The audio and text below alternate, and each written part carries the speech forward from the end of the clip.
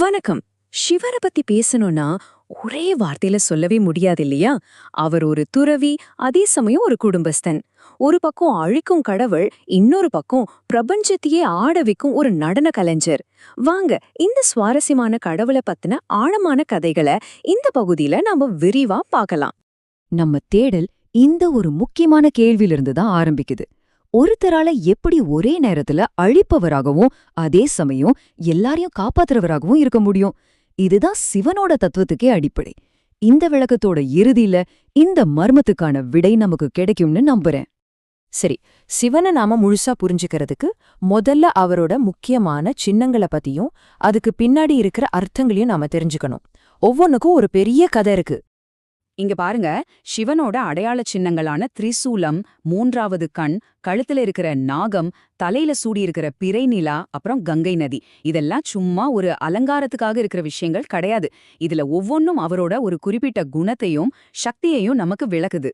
சிவனோட சின்னங்கள்லயே ரொம்பவும் சக்தி வாய்ந்தது எதுன்னு கேட்டா அது அவரோட மூன்றாவது கண்ணுதான். நிறைய பேர் இத கோபத்தோட அடையாளம்னு தப்பா நினைச்சுக்கிறாங்க. ஆனா உண்மையில அது ஞானத்தோட உச்சம்.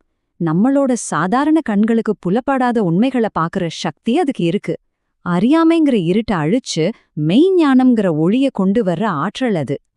அடுத்து நாம சிவனோட இன்னொரு மிக முக்கியமான பரிமாணத்தை பார்க்க போறோம். சிவன் ஒரு மகா யோகி. அதாவது தியானம், தவம், சுய கட்டுப்பாடு, இது எல்லாத்தோடவும் உச்சக்கட்டம்னு சொல்லலாம். இந்த வரி ரொம்ப அழகா விளக்குது பாருங்க. சிவன் இந்த உலகத்தோட எந்த பந்தத்திலையும் சிக்கிக்காம தனக்குள்ளேயே ஆழ்ந்து தியானம் பண்றது மூலமா ஒரு எல்லையில்லாத சக்தி அடைறாரு. இதுதான் யோகாவோட உண்மையான சாரம். இதுல இருந்து நமக்கும் ஒரு முக்கியமான பாடம் இருக்கு. நாம எப்பவும் வெளியில அமைதியை தேடி ஓடிக்கிட்டே இருக்கோம். ஆனா உண்மையான அமைதியும் நமக்கு தேவையான வலிமையும் நமக்குள்ளேதான் இருக்குன்னு சிவனோட இந்த யோகி வடிவம் நமக்கு சொல்லிக் கொடுக்குது. இப்போ அந்த யோகியோட ஆழ்ந்த நிசப்தத்திலிருந்து பிரபஞ்சத்தோட பிரம்மாண்டமான அசைவுக்கு வருவோம்.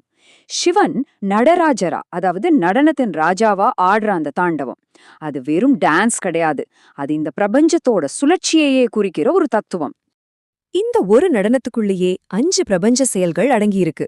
1 படைக்கிறது, 2 அதை காத்து ரட்சிக்கிறது, 3 அழிக்கிறது, 4 மாயங்கிற திரையால உண்மைய நம்மகிட்ட இருந்து மறைக்கிறது, கடைசியா 5வது நம்ம மேல கருணை காட்டி அருள் புரிகிறது. இந்த 5ம் தொடர்ந்து நடந்துகிட்டே இருக்கு. அப்போ நடராஜரோட நடனம்னா என்ன தெரியுமா? அதுதான் இந்த பிரபஞ்சத்தோட இயக்கம்.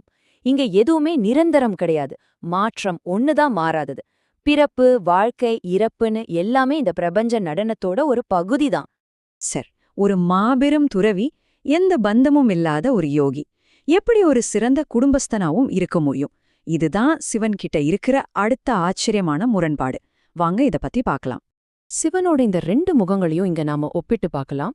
ஒரு பக்கம் அவர் பற்றே இல்லாம தியானத்திலையும் தனிமையிலையும் இருக்காரு. இன்னொரு பக்கம் பார்வதி தேவி மேல ஆழமான காதல் கொண்டு ஒரு குடும்ப தலைவனா எல்லா பொறுப்புகளையும் ஏத்துக்கிறாரு. நம்ம பார்வையில இது ஒரு முரண்பாடா தெரியலாம். ஆனா சிவனோட தத்துவப்படி இது 2ம் வேற வேற இல்ல.